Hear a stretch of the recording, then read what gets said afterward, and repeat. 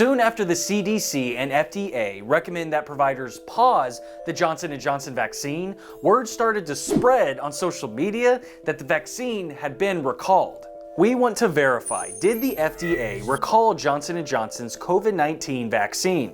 With Verify, we like to show you our sources up front. We consulted the Centers for Disease Control, Food and Drug Administration, and Dr. Amish Adalja. He's a senior scholar in infectious disease critical care and emergency medicine physician at Johns Hopkins University in Baltimore. Let's first look at the joint statement from the CDC and FDA. It says they're recommending a pause while they look into 6 cases of blood clots out of the nearly 7 million doses already given. This is an important distinction, according to Dr. Adalja.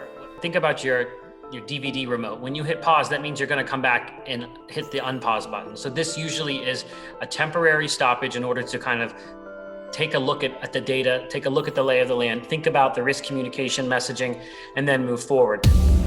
According to the FDA's website, a recall is a voluntary action taken by a company to remove a defective drug product from the market.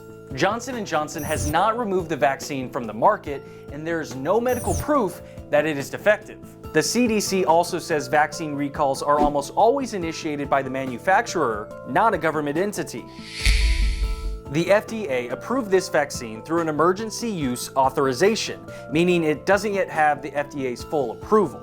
According to the FDA, Johnson & Johnson must continually review medical data related to its vaccine in order to maintain its emergency use authorization.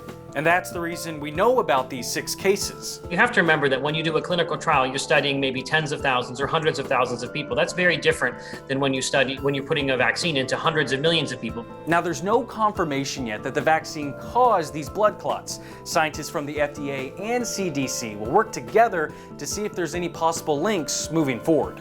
The intention is that this will resume, and I do suspect the Johnson & Johnson vaccine will resume. So we can verify the Johnson & Johnson vaccine has not been recalled. This is only a recommendation to pause giving out doses while it undergoes a review. If you have something you want us to verify, send an email to verify@wfaa.com.